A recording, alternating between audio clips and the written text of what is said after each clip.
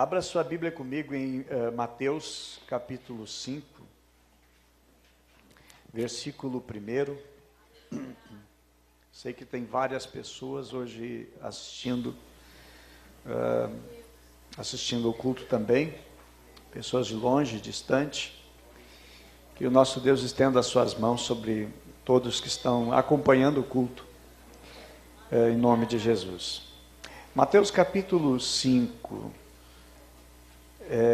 O sermão que Jesus vem ministrar do capítulo 5 até o final do capítulo 7, Jesus fala do sermão chamado Sermão da Montanha, e Jesus inicia falando sobre as bem-aventuranças, e eu quero dar sequência à próxima bem-aventurança. Diz assim, Mateus capítulo 5, versículo 1: E Jesus, vendo a multidão, subiu a um monte, e assentando-se, aproximaram-se dele os seus discípulos.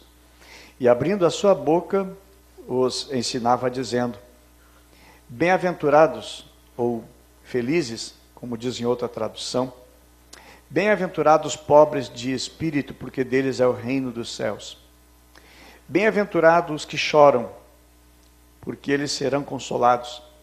Bem-aventurados mansos, porque eles herdarão a terra.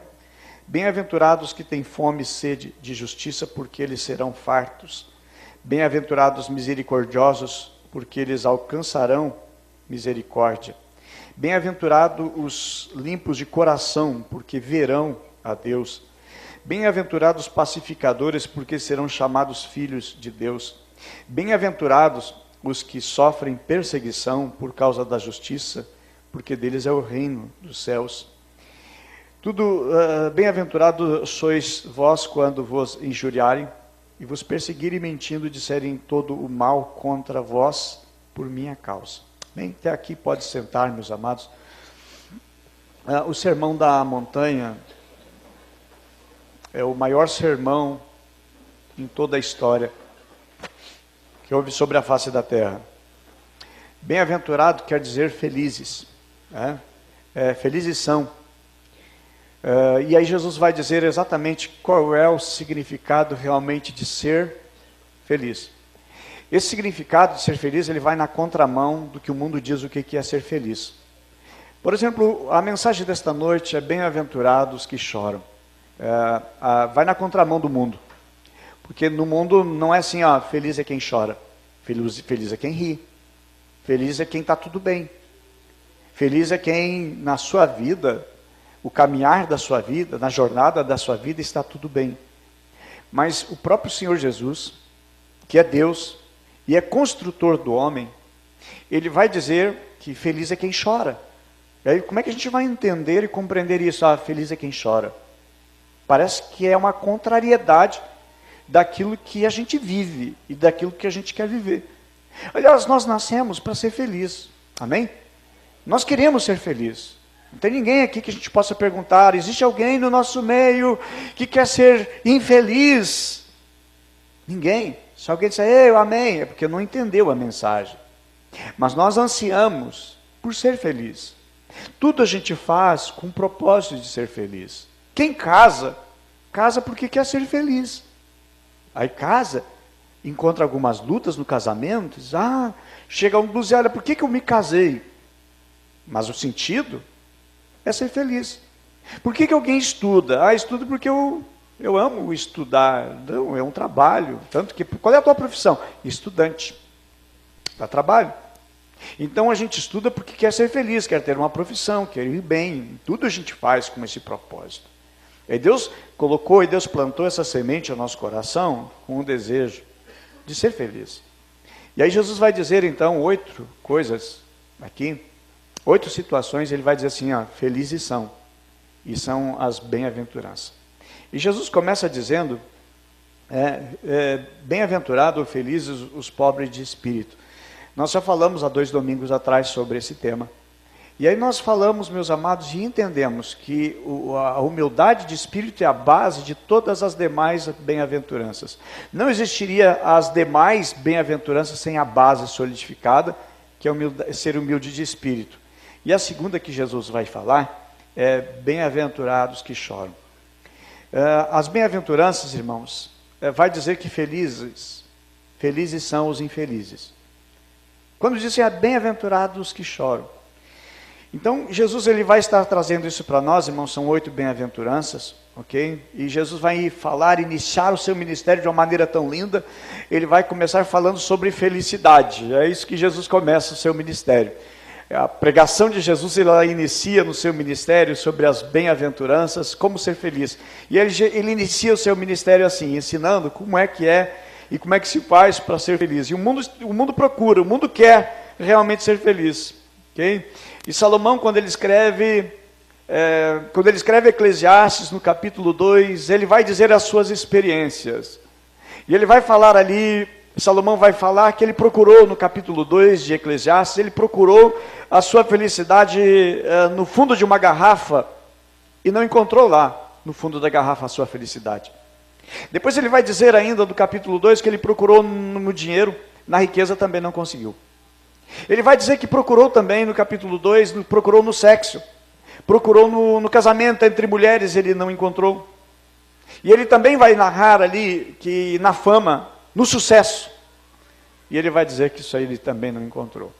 Por quê, meus amados? Que não é, digamos, a essência da base realmente da felicidade. Mas Jesus aqui vai nos ensinar. E eu entendo que nós fomos criados, para 3 coisas nós fomos criados. Primeira coisa pela qual nós fomos criados para sermos felizes, amém? Fomos criados para ser felizes, sim. Qual é o pai, qual é a mãe que coloca um filho no mundo com desejo que aquele filho seja infeliz? Ninguém. Então o propósito de Deus, com a qual nos criou, é para sermos felizes, amém? Nós estamos dentro do projeto Casa de Paz com o propósito de levar paz para as famílias, para que elas possam desfrutar de uma alegria, para que elas possam desfrutar de uma paz, que é o que falta. A segunda coisa pela qual Deus nos criou, para nós sermos amigos dele, e desfrutarmos da sua companhia. Foi para isso que Deus nos criou, para nós estar perto dele. Terceiro motivo pela qual Deus nos criou, irmãos, nós fomos criados, conforme a Bíblia diz, para o louvor da sua glória. E aí nós vamos entender, irmãos, precisamos aprender que a felicidade está em Deus. E às vezes nós transportamos a felicidade para algo que não é em Deus, e não está em Deus. E uma das coisas que eu vou aprender aqui no Sermão da Montanha, ou no Sermão das Bem-aventuranças, é que bem-aventurado, feliz, é algo para o presente.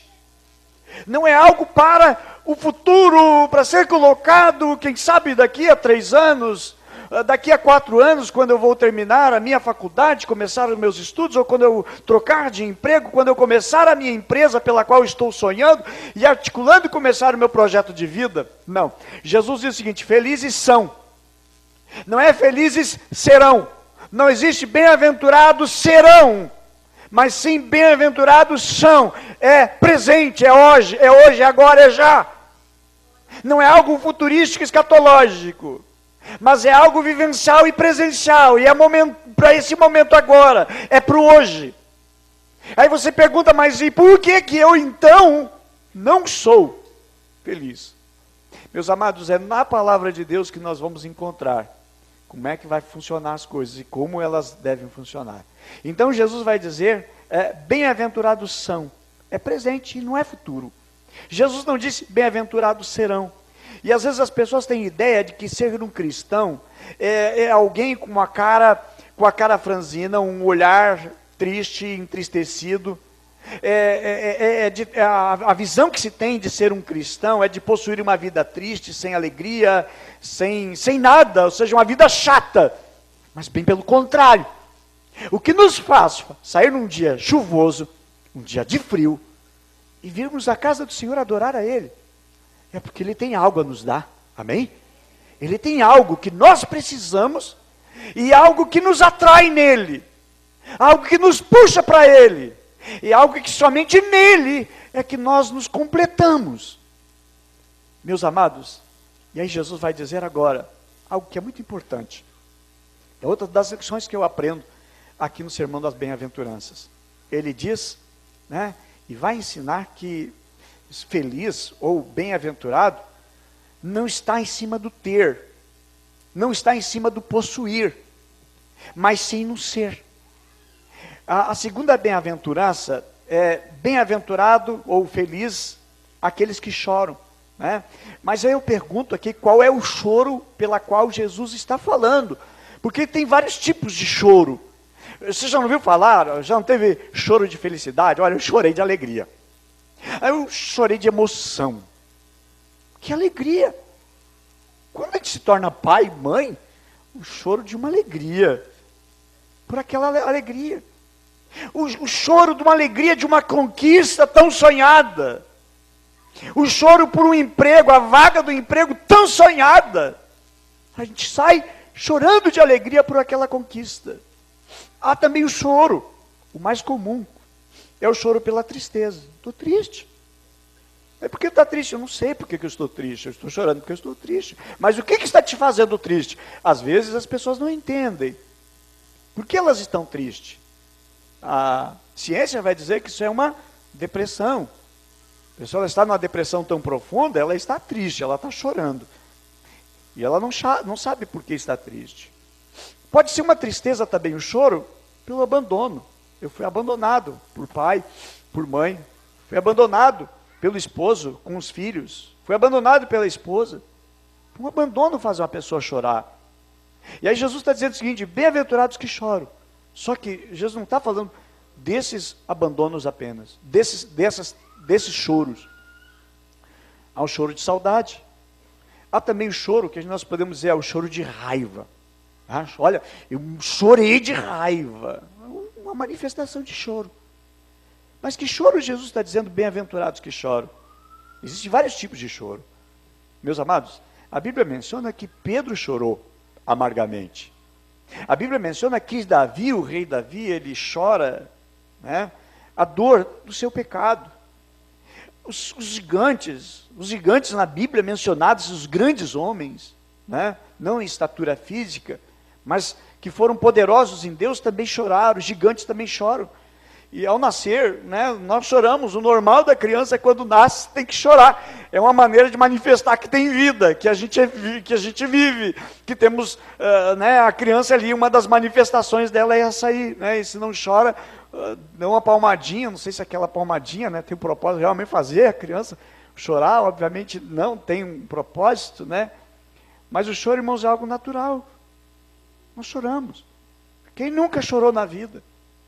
Talvez na idade adulta não, mas quando criança chorou. A gente chora, criança, quando está com fome, quando está com alguma necessidade, com uma dor, uma cólica, uma dor de barriga, alguma coisa assim, e os pais não sabem o que a criança está chorando, mas é natural do ser humano chorar.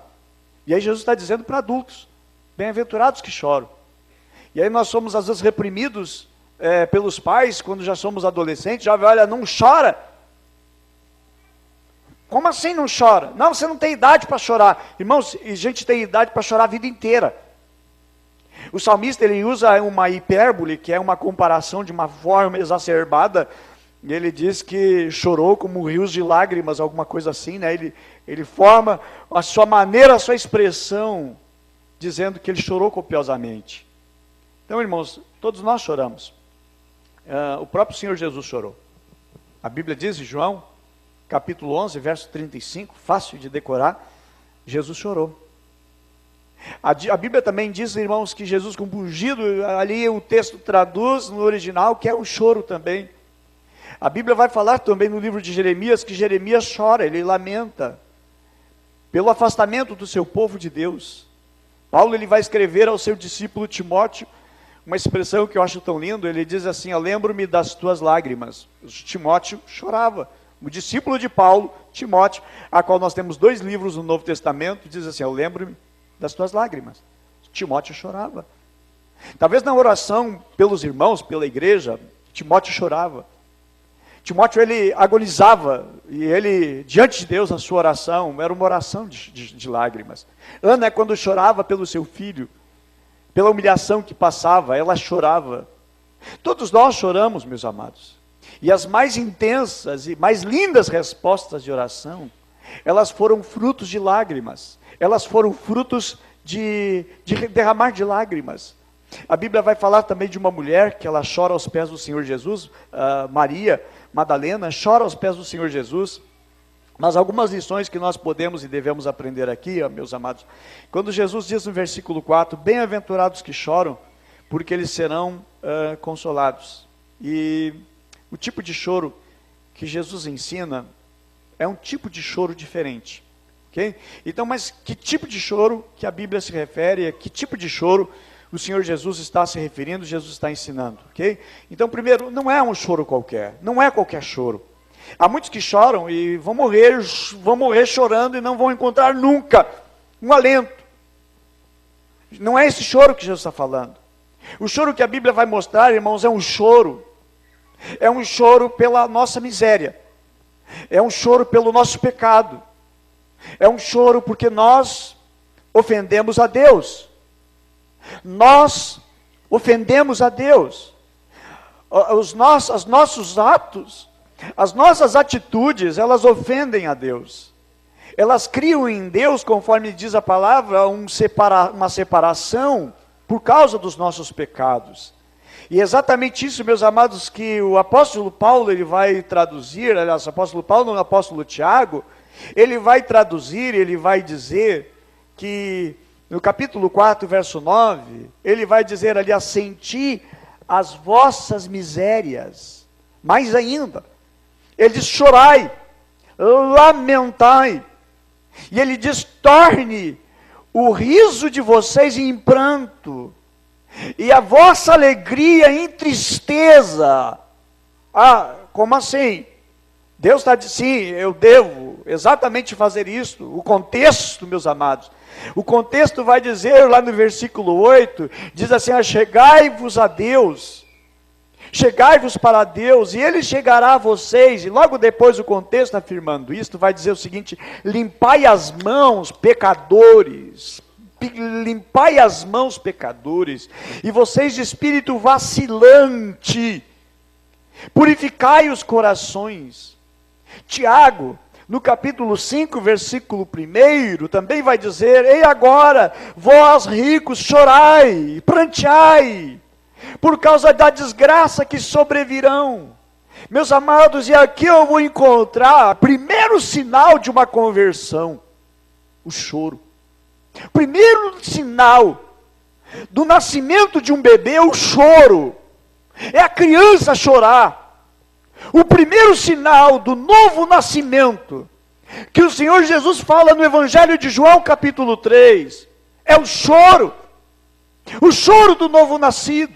Quando a gente entende, cai na real, que os nossos pecados nos afastam de Deus, e foi contra Deus que nós pecamos, a nossa atitude é chorar de arrependimento e quebrantar-se diante de Deus, e buscar diante de Deus arrependimento por uma mudança de vida, uma transformação de vida, para uma vida nova, de nós entendermos que a morte de Jesus na cruz não foi apenas para que Mel Gibson fizesse um filme a respeito de Jesus e ficássemos nós impressionados, impactados com aquela cena.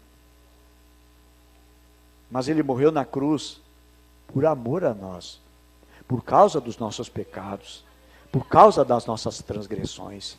Nós estávamos desviados de Deus, afastados de Deus, longe de Deus. A Bíblia diz sem Deus.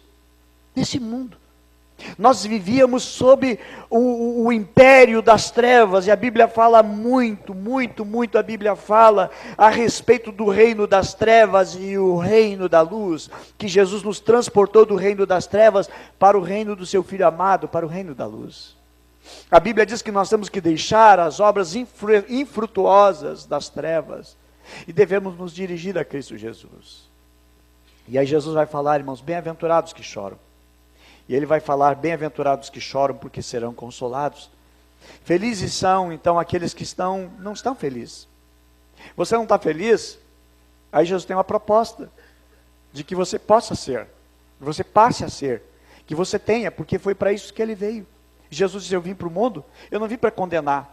Você não pensa que Jesus é um religioso que vive apontando o dedo, você é um pecador, você é um miserável. Não, ele veio para nos acolher. Ele veio para nos amar, ele veio para nos abraçar. Pegaram uma mulher em pecado, em um adultério, e levaram para Jesus e disseram, olha, a lei manda apedrejar, manda matar essa mulher. E o que tu diz? Jesus, não, está certo, a Bíblia diz, não, irmãos, Jesus não disse isso. Jesus disse o seguinte, olha, se alguém não tem pecado, atire a primeira pedra. Alguns dizem o seguinte, ó, que Jesus está dizendo, se alguém não tem esse tipo de pecado, atire a primeira pedra. E aí a Bíblia diz que cada um foi embora. Depois Jesus estava escrevendo no chão, continuou escrevendo. Depois Jesus olha para a mulher e vê que cada um tinha saído, tinha ido embora. Do mais velho ao mais novo, não ficou ninguém que condenasse aquela mulher. Jesus perguntou para aquela mulher, mulher, onde é que estão os teus acusadores? E aí Jesus disse, olha mulher, nem eu não te condeno. Vai e não peca mais. Sabe o que eu entendo, irmãos? O amor do Senhor Jesus, ele sempre dá uma chance para aquele que chora e lamenta os seus pecados. Ele não é um Deus, a última chance tu é agora. Ele sempre dá uma oportunidade àquele que quer. Enquanto temos vida, temos oportunidade. Depois que morreu, não tem mais oportunidade, porque não tem mais ação, uma atitude. Eu não tenho mais trabalho, não tem mais o que eu possa fazer. Mas ele é um Deus de oportunidade. Deus dá uma oportunidade para cada um de nós. Hoje é o dia de oportunidade. Hoje nós estamos no vale da decisão. Tomar uma decisão por Cristo Jesus. Da nossa vida. E muito mais ainda nós vamos aprender quando a gente pensa com a nossa mente, é só para os de fora. Não, é para os de dentro. Importa quanto tempo eu tenho de vivência servindo a Cristo Jesus. É para todos nós. É para todos. Não é, irmãos, o perdão de Deus, a graça de Deus, como a Bíblia menciona, eu vou mencionar daqui a pouco de novo esse texto, né, que é uma festa no céu pelo pecador que se arrepende. O pecador a gente pensa, os de fora, não, os de dentro. É quem já serve a Cristo, quem já está servindo a Cristo. Amém? Então, felizes, meus amados, felizes são os que choram pelos seus pecados, pelas suas misérias, e não os que se vangloriam da sua vida aqui. Eu consegui trapacear o fulano, eu consegui fazer tal coisa, e uns começam a se gabar das coisas erradas que praticaram, parece uma competição entre colegas de trabalho, quem conseguiu pecar mais, quem conseguiu fazer mais coisas erradas. Existe, parece que uma competição, quem é mais valente no reino das trevas, quem consegue produzir mais coisas erradas. Meus amados, e a Bíblia diz o seguinte, não é rir, é chorar. Quando nós temos entendimento de Deus, quando nós nos tornamos filhos de Deus, quando somos nascidos de novo, e porventura a gente escorrega e cai, meus amados, existe uma dor profunda, por magoar a Deus, por entristecer a Deus. Como, pois, você sai de um ato de pecado, e você vai sair assim, eu estou com a consciência tranquila. Eu te digo que falta conversão, falta mudança de vida.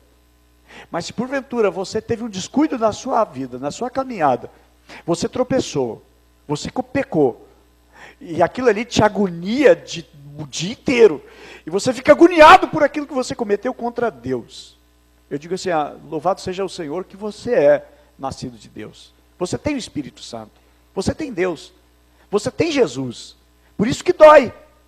Mas se não dói é porque você perdeu a essência da convivência do novo nascido. Meus amados, a Bíblia vai falar e vai ensinar isso. O dia que não doer mais o pecar, então você está mal, então você está perdido. Talvez não existe mais nem condições de restauração, porque você não chora mais por causa do pecado. Você já não se angustia mais pelas coisas erradas. Meus amados, felizes não são aqueles que conquistam aqui, mas são aqueles que perdem aqui para ganhar ali, para ganhar no reino do Senhor. E exatamente é nisso, meus amados, que a gente precisa entender que o que Jesus está falando, bem-aventurados que choram, não é apenas porque eu tenho um problema aqui. Não é bem-aventurados que choram porque estão desempregados e eles vão ser consolados. Não é isso que Jesus está querendo dizer. Jesus não está querendo dizer bem-aventurado, feliz aquele que chora porque teve que amputar a mão por causa de uma infecção terrível e perdeu a mão e eles vão ser consolados. Não é isso que Jesus está falando. Jesus não vai dizer, felizes são aqueles que choram porque perderam, por causa não conseguiu pagar a prestação, o aluguel, e vai ser demitido, vai ficar na rua. Não é isso que Jesus está falando. Jesus está focando, meus amados, exatamente em cima de valores de Deus e relacionamento com Deus. Quando a alma se agonia, quando o coração se angustia, por causa da presença do pecado. O apóstolo Paulo, ele retrata isso quando ele diz: miserável homem que sou, quem livrará esse corpo da morte? Ele diz: aquilo que eu quero fazer eu não consigo, não faço.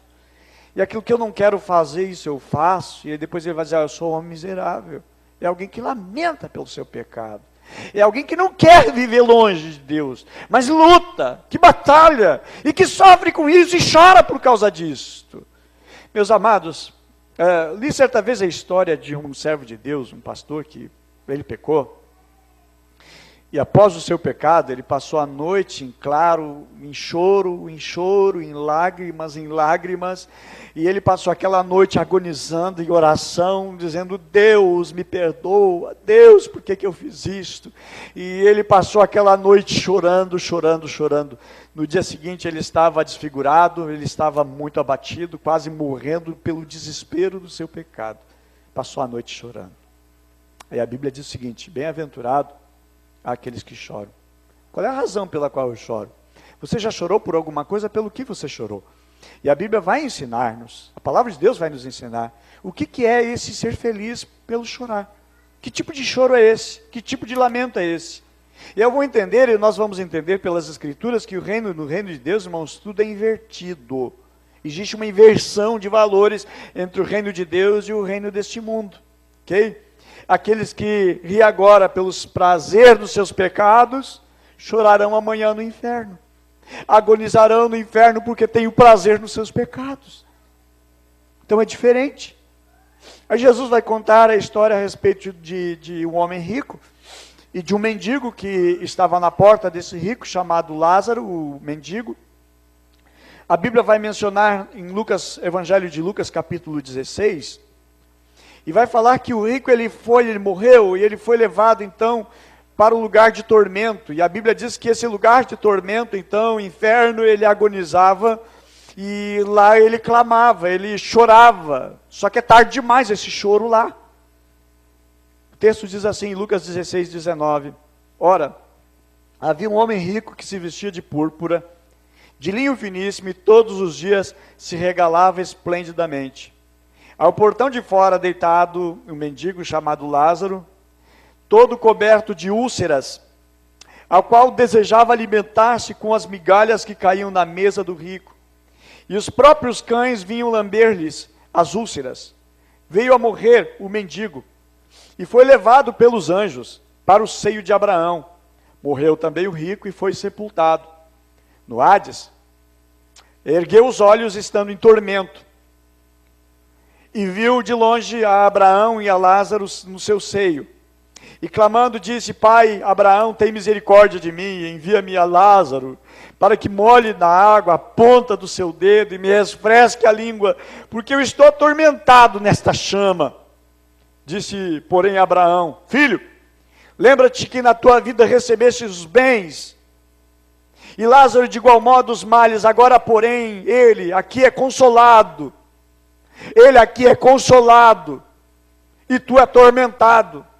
Então eu digo que existe uma inversão de valores, porque aquele que parece ser bom aqui na face da terra, ele não é visto por Deus como bom segundo a avaliação humana.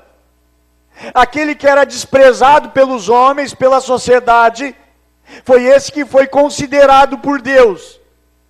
Aí você vive uma vida que você é desprezado pelas pessoas, você acha que não é ninguém, você acha que não vale nada para ninguém, mas eu digo que vale é como Deus vê, como Deus olha, como Deus enxerga você. E não como as pessoas avaliam. Há muita gente hoje sendo aplaudida pelos homens, sendo procurada e honrada pelos homens. Não tem nada diante do conceito de Deus essas pessoas. Essas pessoas diante de Deus são pobres, miseráveis e não tem valor nenhum. Porque elas já se recebem os seus valores aqui, as suas honras aqui. A própria Bíblia vai dizer que há recompensas que nós recebemos aqui, mas as recompensas que nós recebemos aqui As recompensas que nós recebemos aqui, nós deixamos de receber no reino do Senhor, no reino celestial, no céu. Então há dois tipos: você prefere receber aqui, você prefere receber lá, aguarde, porque a de lá é melhor. O apóstolo Paulo, ele vai dizer que a nossa leve e momentânea tribulação produz para nós um eterno peso de glória acima de qualquer comparação. Há algo, irmãos, que existe uma inversão das coisas aqui. Então a gente fica assim, pensando, pá, mas coitado, só chora. Aquela pessoa está agora, se enfurnou na igreja, que vida miserável tem na igreja. O que a igreja vai oferecer para aquela pessoa? Meus amados, aqui nós oferecemos palavra de libertação, transformação, carinho, amor e afeto, e essa vida de comunidade como nós vivemos. Servindo uns aos outros, servindo a Cristo, amando a Jesus, esperando Jesus vai voltar, Ele vai voltar, Ele prometeu, Ele é fiel com a sua palavra, passarão os céus e a terra, mas as suas palavras não hão de passar, Ele é fiel com o que Ele promete, Jesus vai voltar, Jesus vai vir buscar a sua igreja, e que nós estejamos preparados, amém? Às vezes chorando, mas assim nós vamos seguindo, nós vamos conduzindo a nossa vida. Meus amados, bem-aventurados que choram, porque eles serão consolados, amém? Diga comigo, bem-aventurados que choram, porque eles serão consolados, amém? Então aqui, meus amados, tem uma expressão e tem uma promessa: serão consolados, o consolo que vem de Deus. E eu trago aqui também outro texto aqui, que é lá no Antigo Testamento, 2 Samuel capítulo 11, vai falar do rei, o rei Davi, rei de Israel, o segundo rei de Israel, que Israel teve, o maior de todos os reis que Israel possuiu. Na época da monarquia. Meus amados, Davi, ele foi confrontado por Deus, e quando Deus confrontou Davi, Davi teve uma atitude, ele não endureceu o seu coração, pelo contrário, ele quebrantou o seu coração, e Davi, ele chorou pelo seu pecado, ele não chorou pelas consequências do pecado, que pode ser o choro de muita gente. Eu tenho medo da consequência do meu pecado, eu tenho medo de ser descoberto, o meu pecado alguém descobrir. Mas o choro maior que deveria ser por ter ofendido a Deus, ele não existe. E é nisso, meus amados, que Davi, ele ganha com Deus, porque ele chora não por causa das consequências, o medo das consequências do seu erro, do seu pecado, mas ele chora, ele lamenta porque ele ofendeu a Deus, ele magoou a Deus, ele se distanciou de Deus. É isso que doía no coração de Davi, e é isso que deve sempre doer ao nosso coração, é porque estamos ofendendo a Deus. Há pessoas que têm um receio por causa da consequência do seu erro, do seu pecado. E Davi, meus amados, ele foi confrontado através do profeta Natã. Você pode ler depois a narrativa lá em 2 Samuel capítulo 11. E ele vai dizer, Davi, ele vai dizer uma coisa. Mesmo que passou-se meses e anos, ele escreve anos depois, tempo depois ele escreve o Salmo 51. E ele vai dizer o seguinte: o meu pecado está sempre diante de mim. O meu pecado está sempre diante de mim. O meu pecado está sempre diante de mim. Ele não esquece o pecado que ele cometeu.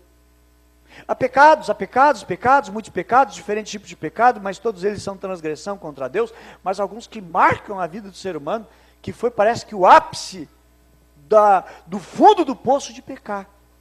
E Davi, ele vai dizer assim, o meu pecado está sempre diante de mim. Ou seja, volta e meia eu sou assaltado pelo pensamento daquele pecado, não para alimentar e ficar lembrando como foi bom aquele pecado, mas era uma angústia por ter ofendido a Deus. E ele então ele vai escrever, irmãos, o Salmo 51, e eu acho tão lindo o Salmo 51, porque ele relata exatamente a dor do choro, que vai falar exatamente ali, Mateus capítulo 5, versículo que nós lemos. E ele não disse, olha, a espada está sempre diante de mim. Mas ele diz o seguinte: o meu pecado está sempre diante de mim. O meu pecado está sempre diante de mim. Houve uma sentença sobre a vida dele porque ele pecou, ele mandou matar um dos seus soldados. Ele mandou matar um dos seus soldados com espada. Ele provocou a morte de Urias, o seu soldado. E a palavra de Deus foi aqui: nunca vai faltar sobre a tua casa espada sobre a tua família. Ele não diz, Senhor, a sentença da espada sobre a minha família, os meus filhos estão sempre diante de mim. Diz ele, não, o meu pecado está sempre diante de mim. Ele não culpa terceiros por causa do seu pecado. As pessoas que sempre querem justificar o seu erro, o seu pecado. E sempre diz, foi por causa disso, foi por causa daquilo, foi por causa daquele outro, foi por causa disso. Não, irmãos, Davi diz, eu pequei. Contra ti somente eu pequei. Ele não põe a culpa nos outros. Por que o pai, que fala lá em Lucas, o pai do filho pródigo, quando o menino chega e ele diz para o pai, eu pequei contra ti tão somente eu pequei. Ele poderia dizer, pai, é o seguinte, as coisas deu errado, sabe o que é? Veio uma crise naquele país lá, os investimentos errei nos investimentos, emprestei dinheiro para um, não me pagou, emprestei dinheiro para o outro lá, botei o dinheiro a juro no banco, o banco faliu, ficou com o meu dinheiro. Ele não chega botando desculpa, ele assume o seu erro. Ele diz, eu pequei contra ti, pai, tão somente eu pequei contra ti. E ele diz, eu não sou digno de ser mais teu filho, chamado de filho, mas me trata como um empregado teu.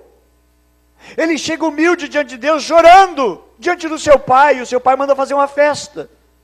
Quando nós chegamos diante de Deus, lamentando pelos nossos pecados, irmãos, há uma festa diante de Deus, há uma festa que os anjos fazem, porque, irmãos, eu fico a imaginar uma torcida lá, para que nós venhamos abandonar os nossos pecados e coisas erradas. Porque a Bíblia diz que há uma festa, um júbilo diante dos anjos de Deus, quando um pecador se arrepende. Eu volto a dizer, pecador, não fica imaginando quem está fora da igreja, do lado de fora, lá que não veio no culto. É nós aqui, porque a palavra ela é para nós. Amém? É para nós. Conta-se uma história que o governador foi visitar uma das penitenciárias, isso lá nos Estados Unidos, e foi ver o estado dos presos. Aí chegou no primeira cela, disse, cidadão, o senhor está preso, qual foi seu crime? Quantos anos o senhor tem que fazer, cumprir? Quantos anos já cumpriu?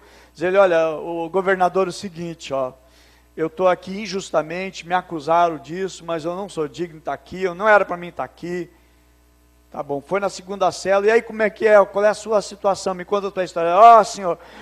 Senhor governador, é o seguinte, eu estou aqui injustamente, eu não fiz o que disseram, não era o culpado nisso, eu estou aqui pagando, que não é minha culpa. E foi assim, irmãos, nas várias e várias celas, até que chegou numa lá na última cela, perguntou, você por que está aqui? Diz, olha, eu me enfureci, e o momento da minha vida eu perdi a cabeça. Eu cometi um ato de maior loucura na minha vida. Eu cometi um ato de loucura. E eu estou aqui justamente pagando por aquilo que eu fiz. Diz ele, eu mereço estar aqui mesmo. Aí o governador, que tinha autoridade para liberar um dos presos, pegou e disse, olha, tira esse homem aqui, está só no meio de tanta gente que diz que isso é boa, ele é o único que é mau aqui, tira ele do meio dessa gente aqui, dá liberdade para ele. Sabe, irmãos, é isso, é a dor pelo pecado. A gente reconhecer, eu errei. É não achar uma desculpa daqui e da colar. O salmista ainda ele vai dizer, ele continua a expressar o seu choro, no versículo 7 do Salmo 51, ele diz, purifica-me com isopo e ficarei limpo. Lava-me e ficarei mais alvo do que a neve. E ele faz uma oração, ele diz, faz-me ouvir o júbilo da alegria. Porque ele já não tinha mais alegria por causa do seu pecado. Ele diz, me faz ouvir o júbilo de alegria, porque ele não estava mais alegre. Ele estava triste por causa do seu pecado contra Deus. E ele diz, faz-me ouvir o júbilo de alegria, para que se regozije os ossos que esmagaste. Esconde o teu rosto dos meus pecados. Deus, esconde o teu rosto dos meus pecados. Não olha mais para os meus pecados. Tem vergonha de Deus por causa dos seus pecados.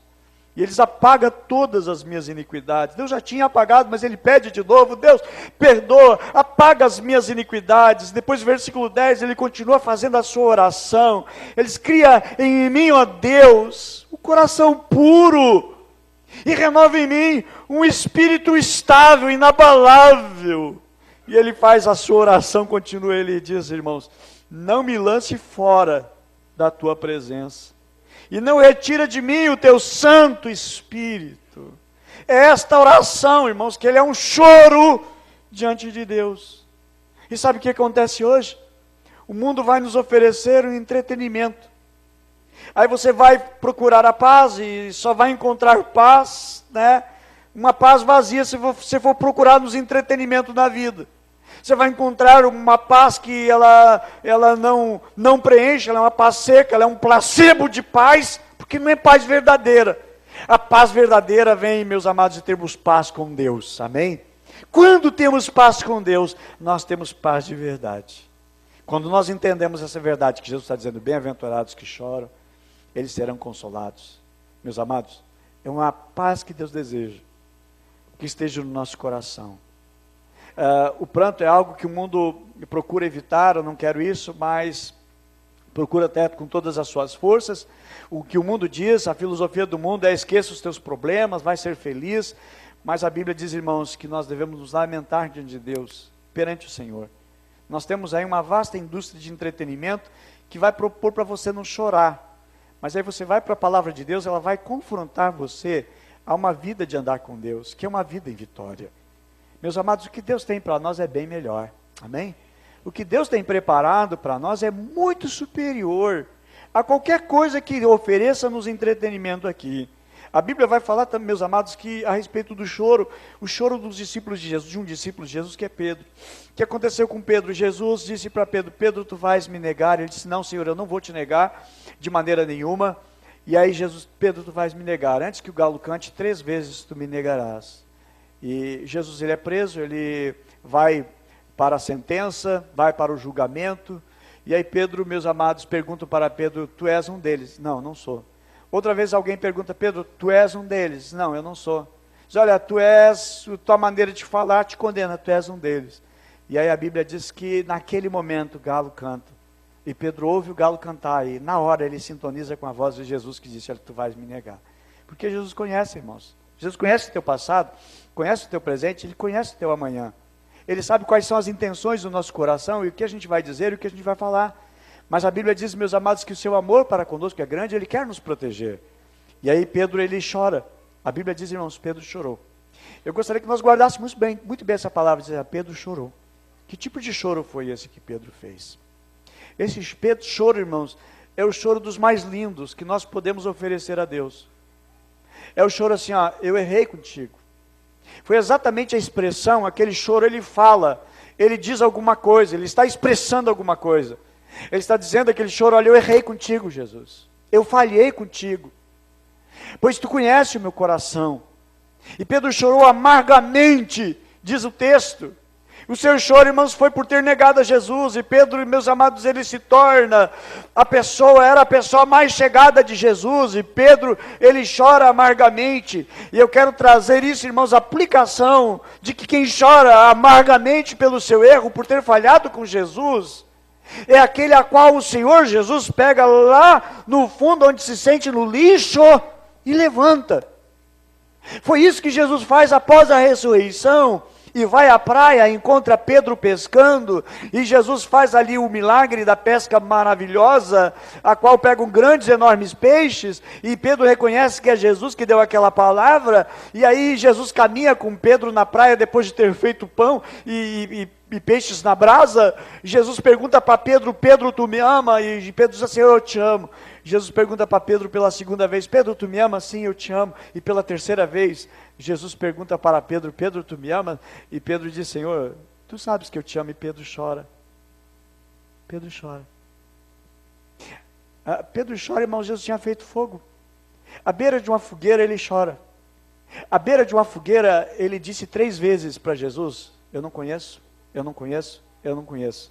E à beira de uma fogueira ele disse para o Senhor Jesus: eu te amo, eu te amo, eu te amo. E ele chora. 2 vezes Pedro chora. Uma vez, irmãos, um choro de restauração. O primeiro é o choro de arrependimento. Mas o segundo, irmãos, é um choro para haver uma restauração. E é o projeto que Deus tem para as nossas vidas. É uma restauração. Você não é um caso perdido. Você não é uma história findada, acabada e que termina assim, não tem mais solução. Deus tem solução para você. O teu choro pode mudar, ele vai inverter. Porque é isso que a Bíblia diz, que aqueles que choram serão consolados. Deus tem uma promessa para você. Deus tem um propósito para você. Deus está olhando para você, Ele continua olhando. Quando Pedro chorou, Jesus olhou para Pedro. Quando a gente chora, Jesus está olhando para nós. Aí depois Jesus chama a parte ele e fortalece ele. E diz: olha, Pedro, eu confio em ti. Fortalece o rebanho. E Pedro, irmão, se torna o líder dos discípulos. Quando Jesus ele sobe ao céu e foi preparar lugar, ele se torna o discípulo principal ali que lidera os demais. Quem? Quem chorou. Quem se torna o maior? O que chora. Não pensa que, que chorar é um sinal de fraqueza. Chorar é um sinal de grandeza. Quem chora, irmãos, conquista com Deus, mais do que quem fica somente na vida, numa boa, e achando que nunca tem problema, que a sua vida está bem, eu não tenho pecado, eu não tenho erro nenhum, e o que todo mundo acha, que pecado é só matar e roubar, mas é muito mais do que isso, amém? Meus amados, Deus nos chama para estar perto dEle, Deus nos chama para estar junto dEle, e eu quero findar com apenas mais um exemplo, a respeito de uma mulher que ela lavou os pés de Jesus. A Bíblia diz que ela chegou por trás na casa de Simão, o leproso, um líder religioso, e a Bíblia diz que ela chega por trás com um frasco de um vidro muito caro, e ela quebra aquele vidro e ela despeja sobre o Senhor Jesus, e ela tinha o cabelo longo, e ela chorava aos pés do Senhor Jesus com suas lágrimas, e com seu cabelo secava as suas lágrimas nos pés do Senhor Jesus. A Bíblia diz, irmãos, que ela não chegou pela frente de Jesus para ser vista, ela chega por trás. Jesus está conversando aqui, chegou uma mulher por trás, começa a chorar aos pés de Jesus, e ela, por causa das suas lágrimas que estavam lavando os pés do Senhor Jesus, ela enxugava com seus cabelos. Diz-nos assim o texto, Lucas 7, verso 37. Eis que uma mulher pecadora, não está dizendo aqui uma santa, pecadora, que havia na cidade, quando soube que Jesus estava à mesa na casa do fariseu, trouxe um vaso de alabastro com bálsamo. E entrando por detrás aos seus pés, chorando, começou a regar-lhe os pés com lágrimas, e os enxugava com os seus cabelos, da sua cabeça, e beijava os pés, e ungia com bálsamo. Meus amados, aquilo lhe deu um alvoroço. O fariseu, que eram religiosos da época, ultraconservadores, começou a criticar, se fosse o profeta, não ia deixar essa mulher uma pecadora. Todo mundo sabe que é uma pecadora. Sabe, irmãos, o que Jesus fez? Jesus exaltou essa mulher, porque essa mulher chorou aos pés do Senhor Jesus. E aí como é que o mundo avalia? Você é pecador. O que você está fazendo na igreja? Há pessoas que você sai daqui hoje à noite, estão criticando, você esteve na igreja, mas olha o teu comportamento. Olha o palavrão que você está dizendo. Olha a atitude que você está tomando. Não, irmãos, esqueçam. Quem vem aqui é só pecador. Aqui não é um lugar de santo. Aqui é um lugar, e eu considero que a igreja ela é como uma oficina. O carro que vai para a oficina é carro que precisa ser consertado. Nós chegamos aqui a cultuar a Deus porque nós somos pecadores. Se você, meu amado, não fosse pecador, você não vinha no culto adorar o Senhor. Você ia direto para o céu adorar o Senhor com anjo. Teria uma auréola na tua cabeça e algumas asas, você sai voando. Você não é anjo. Aliás, nem anjo não é santo diante de Deus. Jó, 3 vezes vai falar no livro de Jó, que nem os anjos são puros diante dele, nem os céus são puros diante dele, nem as estrelas são puras diante do Senhor. Somos pecadores, amém? Bem-vindo à reunião de pecadores que vêm adorar o Senhor, amém? Miserável e pobre que somos. A Bíblia diz que vai 2 na igreja orar, um só se gavorolava, dizia assim, graças eu te dou, porque eu faço isso, faço aquilo, Senhor, sou obreiro na tua casa, sou dizimista, sou aquilo, sou aquele outro. E o outro só dizia, Senhor, tem misericórdia de mim, pecador. Ele só lamentava, Senhor, tem misericórdia de mim, pecador. A Bíblia diz que ele nem sequer ousava levantar a sua cabeça, ele só lamentava. Aí Jesus vai dizer que aquele foi justificado. Então, bem-vindos à reunião, a cada domingo, cada reunião que nós temos, de pecadores que nos achegamos a Cristo Jesus, para abraçar Ele, como essa mulher pecadora, dizer, Senhor, muito obrigado, Senhor, pelo perdão dos meus pecados, pela mudança na minha vida, por aquilo que Tu fez no meu lar, na minha casa, na minha família, Senhor, não tem nem como Te agradecer. Meus amados, se fisicamente Jesus estava aqui, eu ia ser o primeiro a me atirar. Eu ia, dá licença, eu quero me atirar nos pés de Jesus. Porque Ele é maravilhoso, amém? Quem quer estar aos pés do Senhor Jesus aqui? Chorar aos pés dEle. E, Senhor, eu não sou merecedor, Pai. Eu não sou digno. E a Bíblia diz, irmãos, que ela chorava. As suas lágrimas pingavam sobre os pés de Jesus. E ela com seu cabelo, ela secava e derramava unguento ali. Meus amados, essa atitude. ela veio com aquele unguento nas mãos, o coração dilacerado, as lágrimas nos seus olhos, perfume caro. Mas sabe o que ficou mais marcado perante o Senhor, irmãos? Não foi o perfume, não foi a essência daquele perfume, mas as lágrimas daquela mulher. Foi mais precioso do que o perfume. Mais precioso para Deus é as tuas lágrimas do que o perfume que você possa oferecer. Mais precioso, irmãos, são as nossas lágrimas, aquilo que nós choramos para Deus, aquilo que nós colocamos diante do Senhor. Isso é mais precioso que o perfume que ela trouxe, aquele perfume tão caro. E a Bíblia, meus amados, vai nos dizer exatamente isso, que diante de Deus há uma festa, e o céu é um lugar de festa, uma alegria tão grande diante dos anjos de Deus. O céu, irmão, não é um lugar chato, o céu é um lugar maravilhoso, é um lugar de festa. Você vai ler o Antigo Testamento, Deus ordena o povo fazer festa, Deus gosta de festa. Você acha que lá no céu vai ser uma coisa monótona? Não, vai ser muita festa, porque pecadores vão entrar lá, amém? E estaremos adorando ao nosso Deus, exaltando a Ele, amém? A Bíblia menciona que Esdras, ele se pranteava diante de Deus, ele chorava diante do Senhor, pelos seus pecados. Daniel se colocava diante de Deus, a orar pelo Senhor, ao Deus, por causa do pecado da sua nação. A Bíblia vai falar que Neemias também, cedo da manhã, ao pôr do sol até o meio-dia, eles estão lendo a palavra, eles estão chorando diante de Deus e pedindo perdão pelos seus pecados. E é a partir dali que a nação anda e começa a andar, as coisas são restauradas. O muro da cidade é restaurada, o templo que estava em ruína é restaurado, a partir do momento que um povo começa a chorar diante de Deus. Você quer que as coisas melhorem? Chora diante de Deus. Foi depois das lágrimas de Davi que Deus restaura ele. Foi depois das lágrimas do filho pródigo que Deus restaura a vida dele. Tudo começa na nossa vida a mudar a partir das nossas lágrimas. E não a partir dos nossos banquetes que nós amamos. Chore diante de Deus. Pranteie diante de Deus. Quer mudança? Chore. Busque. Amém? Exerça a tua fé no Senhor Jesus. Amém? Chorando diante dele. Deus colocou nos nossos olhos, irmãos, as glândulas lacrimais, se ela tem um propósito, mas o propósito mais precioso que tem é nós chorarmos perante o nosso Deus. Devemos chorar uns pelos outros.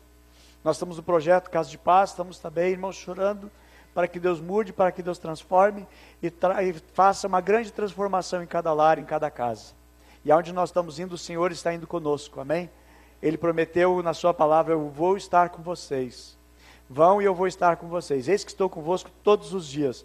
É o que ele nos diz lá em Mateus 28, 19 e 20. Eis que estou convosco todos os dias, quando nós estamos indo. E nós estamos indo, irmãos, para levar uma solução e uma resposta em Deus, amém? Que Deus se alegra, amém? Quando nós choramos, Deus se alegra. Quando nós estamos tão alegres, talvez não é tão motivo de uma grande alegria em Deus. Talvez os nossos prazeres é que realmente vão trazer tristeza para Deus. Mas é a nossa lágrima, é o nosso voltar-se para Deus é que vai trazer alegria ao coração de Deus. Por isso eu digo, irmãos, as coisas no reino dos céus, elas são invertidas. Salmo 30, verso 5, o Ministério de Louvor já pode ir passando aqui. Nós vamos adorar ao nosso Deus. A Bíblia diz, irmãos, que o choro pode durar uma noite, mas a alegria vem pela manhã. O choro pode durar, pode até demorar, mas tem alegria. A promessa de Deus é alegria. Os que choram serão consolados. Amém? Essa é a promessa que Deus tem. Esta é a palavra que Deus tem para nós. É isso que Deus nos diz. Bem-aventurados que choram, porque eles serão consolados. E o que a Bíblia diz, meus amados, Salmo 56, verso 8. Tu contastes as minhas aflições. Tu sabes as minhas aflições. Tu conheces as minhas aflições. É o que diz Salmo 56, verso 8. Tu contaste, você já enumerou, contou, contabilizou as minhas aflições. E pôs as minhas lágrimas no teu odre. Não estão elas diante de ti, as nossas lágrimas. Elas são escritas no livro de Deus. E elas são anotadas por Deus. Lágrimas, lágrimas. A Bíblia diz também que as nossas lágrimas, embora elas possam cair pelo nosso rosto e cair e derramar-se no chão, Mas a Bíblia diz, irmãos, que elas estão no odre de Deus. Deus guarda as nossas lágrimas. Deus guarda as nossas lágrimas. As lágrimas que nós choramos por alguém, para que esse alguém possa conhecer o amor de Cristo, é muito preciosa. Vale mais do que o ouro. É mais precioso, meus amados, que a grama do ouro ou o peso do ouro. Tem um grande valor para Deus. Somos chamados para sermos um povo que chora diante de Deus, mas que temos uma alegria, um consolo da parte dele. Bem, nós vamos orar ao nosso Deus. Eu gostaria de nesta noite, meus amados, orar. Você que precisa chorar, você que chora, você que tem passado também por maus pedaços na sua vida, você que ninguém entende, ninguém compreende você, eu digo, só Deus compreende, só Deus sabe, só Deus conhece, só Deus vê, mas Ele é o Deus de toda a consolação. É nisso que Paulo ele vai escrever, o Deus de toda a consolação. E a Bíblia diz em Apocalipse 7, versículo 17, fala também em Apocalipse 21, versículo 4, que Deus enxugará dos nossos olhos toda lágrima. Bem, vamos ficar em pé e vamos adorar ao nosso Deus. Enquanto nós vamos louvar ao nosso Deus, eu gostaria de orar com você. Eu quero chamar todos os ministros da casa do Senhor, vim aqui na frente agora. Nós queremos ter um tempo de oração por você, pela sua casa, pelo seu lar, pela tua vida com Deus, em nome de Jesus.